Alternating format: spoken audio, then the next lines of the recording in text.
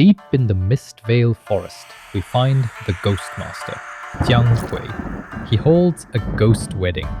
Red umbrellas, paper offerings, the whole ghost marriage ritual. Jianghu constantly summoned restless spirits while attacking with powerful ghost arts from a distance. Visually, it's spectacular. Mechanically, it's a lot to deal with at once.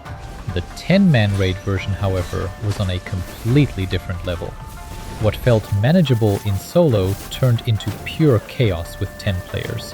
Spirits flooded the arena non-stop, attacks overlapped constantly, and we had to stay extremely coordinated just to survive. Turns out a ghost wedding with 10 uninvited guests is exactly as chaotic as it sounds. Next, we will explore one of the tombs known as the Mistveil Prison.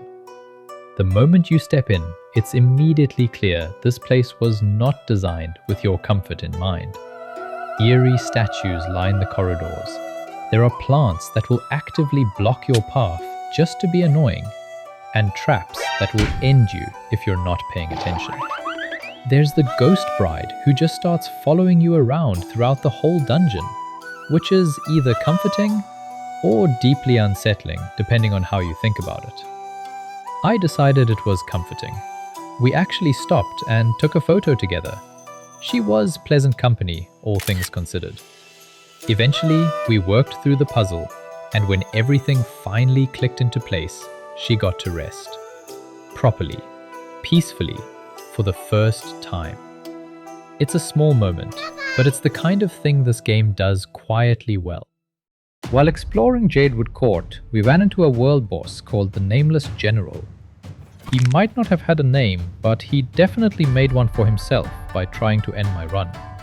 The arena really set the tone before the fight even began. Soldiers lined the sides, pounding war drums while battle cries filled the air. It felt less like a boss encounter, and more like I'd wandered straight into an active military campaign. The fight itself was no joke. He was aggressive, fast, and hit like a truck. I had to play really defensively and wait for the right openings to parry and counter. We took him down though. History may not remember his name, but he'll definitely remember mine. Wu Rongyuan is the overseer of Jinming, Kaifeng's royal lake, where the Song dynasty builds its warships. When someone in that position suddenly arranges a grand banquet and invites envoys from Shu and Tang, two kingdoms the Song is preparing to conquer, something clearly isn't right. During the banquet, the warship blueprint quietly changed hands, passed to the Shu envoy as part of a secret contract, and we were tasked to get it back, quietly, without anyone knowing we were even there. So we tailed the Shu envoy across the rooftops in the dead of night and took the diagram back. Not politely. We then boarded the Quintident warship. As we worked our way through the massive vessel, the picture slowly became clear. Mu Rongyuan's loyalty to the Song was never the full story. Everything on board pointed to something far more dangerous. Eventually, we fought our way through to her. The battle against Mu Rongyuan was intense. She didn't fight alone. She commanded a massive mechanical wooden eagle that attacked from above while she struck from below. It was a brutal and exhausting fight, but in the end, we brought her down.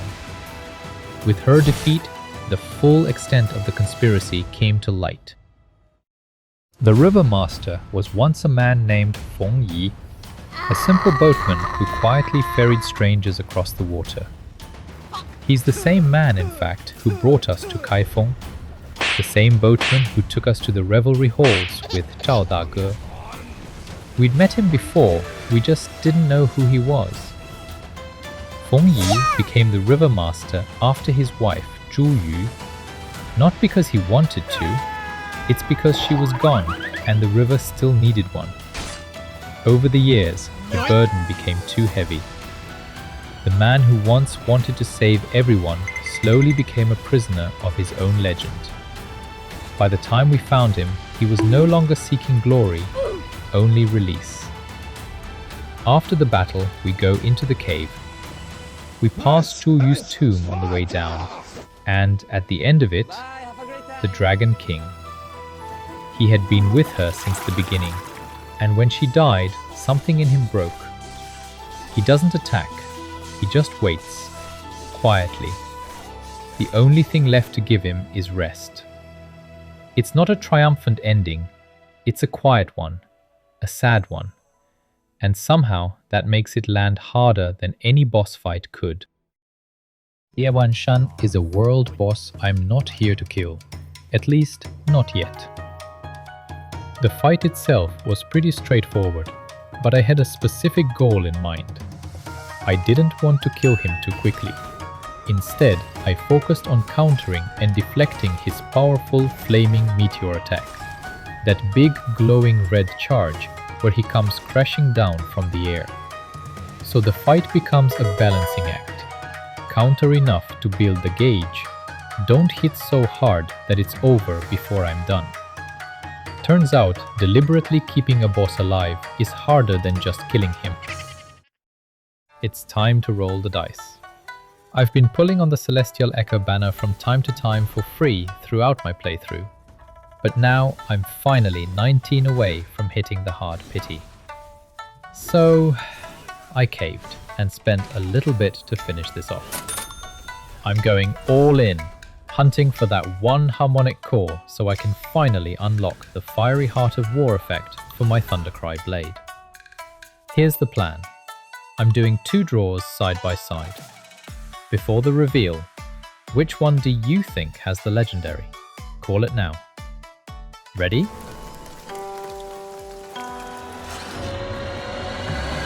Have you guessed correctly? Now, with this harmonic core in hand, time to head straight to the shop, slap that Fiery Heart of War effect onto my Thundercry Blade, and let's have some fun with it.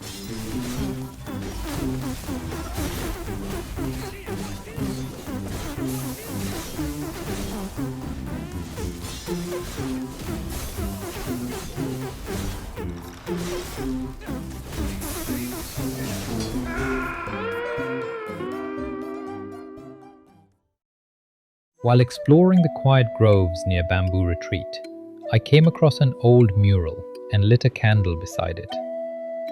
That's when she appeared, a mysterious veiled lady in yellow robes.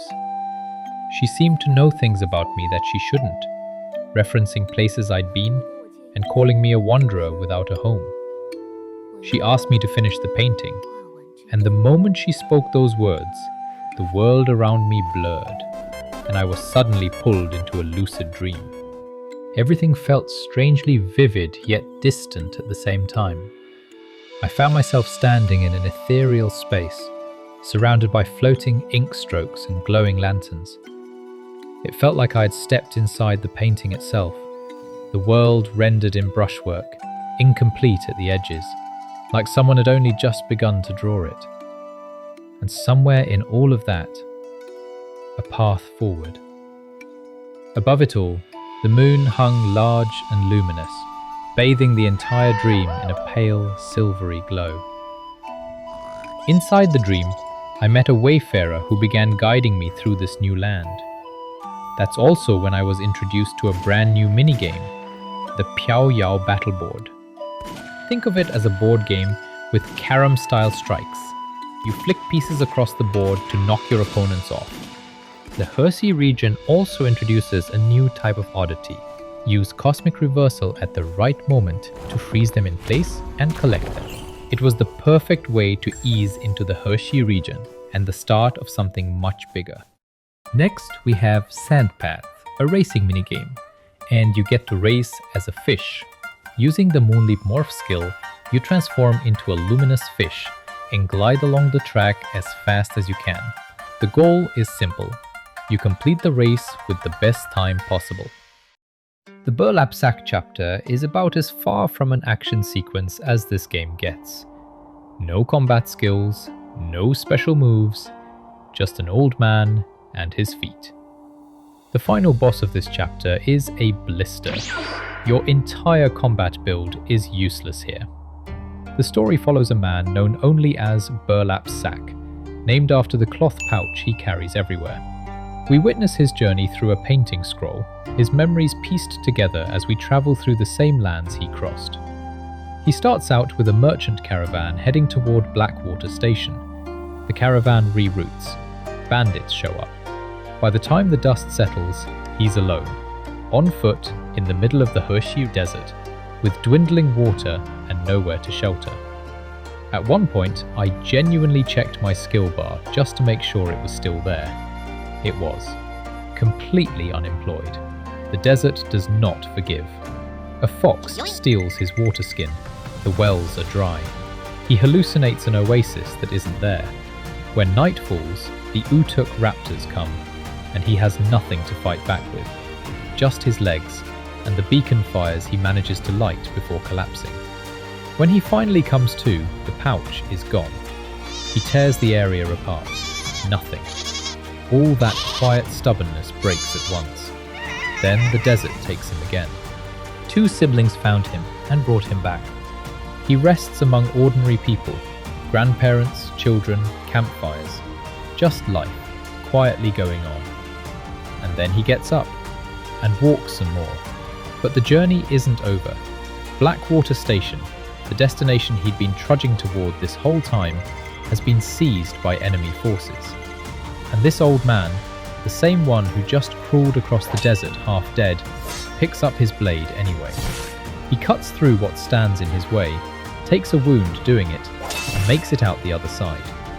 And in the end, the cotton seeds are placed gently over his closed eyes.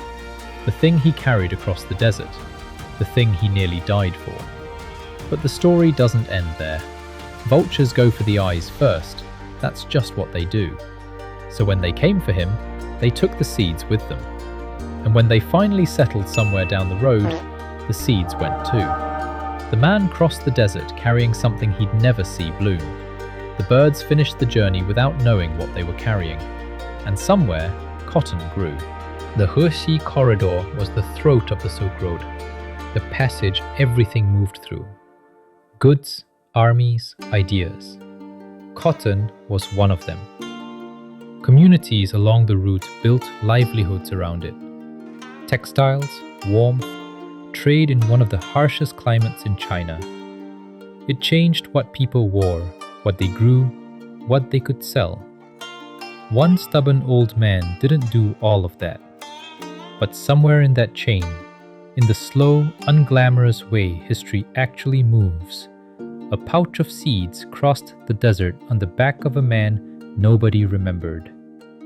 And then on the wings of birds that had no idea what they were carrying. The walking simulator that somehow mattered. After everything Burlap's sack went through, it wasn't strangers who found him. The siblings who pulled him back from the desert have roots in a place called Horsehelm Village. And now, the story brings us back there. The village looks abandoned, dried out, like it gave up long before we arrived. A mysterious woman sits beside a collapsed well at the edge of the ruins. She doesn't explain much, so we use cosmic reversal, a power that briefly winds time backward, to unseal the well opening. And we climb down. What follows is a descent through a cave that's slowly falling apart. Collapsed bridges, blocked passages. At every obstacle, cosmic reversal pulls the structure back, just long enough to pass through. But each time the power activates, something else appears. Ghosts, miners, the people who dug this cave searching for water, while the village above them slowly died of thirst. We don't fight them, we just watch. Every restoration reveals another piece of what they endured. The cave-ins, the exhaustion. The moment they broke through to water they knew they'd never drink themselves. At the end of it, there's an oil lamp. We restore it the same way. One last use of the power. One last glimpse of someone who once held it. We pick it up and carry it out. The closing cutscene is long and quiet and earns every second. We bring the lamp back to the lady, and somewhere in that handoff, between the light and the silence, the whole chapter lands. The moment we approach the gates of White Crown Fortress, something feels off. The scale of the place alone stops you in your tracks. We step through, and time itself seems to have stopped. Soldiers frozen mid-stride, dust hanging in the air, the whole city caught in a single breath that never finished. And that's when Guoxing appears. The fight felt strange from the start, too clean, too manageable. We walked away thinking we'd won, and then realized we hadn't fought him at all. That was just an echo. To face him properly, we had to go deeper. There's a portal, and what's on the other side isn't just a straight path. It's a puzzle, and the game doesn't hold your hand through it. What we're looking for are 5 military flags. Touching each flag pulls you into a fragment of what happened here. One memory is quieter than you expect. A soldier sitting down to write a letter home. Another drops you into the middle of the siege itself.